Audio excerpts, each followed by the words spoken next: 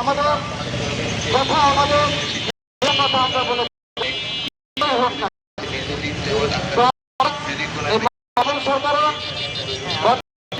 সরকারের কাছে মিনতির মাধ্যমে জানাচ্ছি, মানববন্ধনের মাধ্যমে জানাচ্ছি যে মহারাজ এবং সরকারকে বাংলাদেশ সরকারের কাছে আমি বলব যে উনি যে সমস্ত কথার কারণে আপনাদের কাছে পুলিশ প্রশাসন রয়েছে, আইন বিভাগ রয়েছে, হাইকোর্ট রয়েছে, সুপ্রিম কোর্ট রয়েছে, আদালত রয়েছে, বিচার অসংখ্য জায়গা রয়েছে বাংলাদেশে।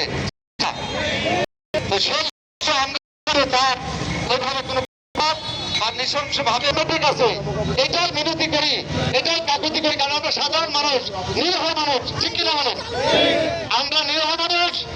বাংলাদেশ কিভাবে চালাবেন আপনারাই জানেন, কিন্তু মহারাজ আবুল সরকার যে কথার বিনিময়ে তাকে গ্রেফতার করা দেখানো হয়েছে, গ্রেফতার করেছে বাংলাদেশের পুলিশ।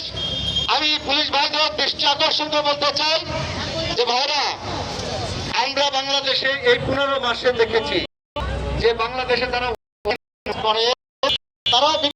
আমার দিনের রাসূলকে, দিনের নবীকে করেছে, কাদের জিলানী রহমতুল্লাহ হাসান সঞ্জনাকে কটূক্তি করেছে। হাইকোর্ট, প্রেস ক্লাব, শাহবাগ মামলা, তার মামলার আগে তাকে খতিয়ে দেখতে হয় সে এই কথার আসামি কিনা। সেই কথা তাদের কোনো মামলা হয়নি, সে শরীয়তপুর থেকে একটা গানের মঞ্চ থেকে স্টেজ থেকে তাকে ধরে নিয়ে এসছে। এটা আমরা জানাই।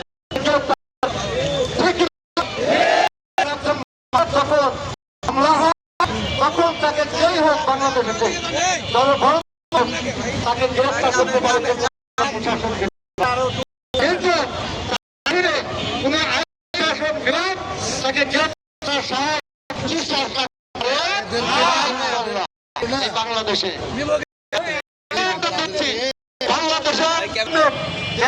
বাংলাদেশ সোনার দেশ, সেই দেশে আমরা সোনার খনি পেয়ে, সোনার মানুষ পেয়ে আমরা সকলেই ভাই ভাই হিসেবে বসবাস করে আসছি, ঠিক কিনা বলেন?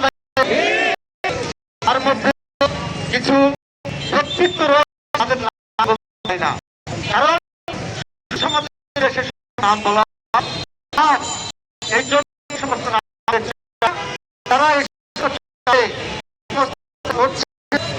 প্রতিবাদ, তীব্র প্রতিবাদ নিন্দা আমি থেকে জানাই, সকল শিল্পীদের পক্ষ থেকে জানাই, বাংলাদেশ সমাজের পক্ষ থেকে জানাই, সাধারণ নাগরিকের পক্ষ থেকে জানাই। সকল আমরা চাই কিনা সবার বলেন, মহারাজ আবুল সরকারের সাফল্যমণ্ডিত করতে চাই ইনশাআল্লাহ। ধন্যবাদ সকলকে।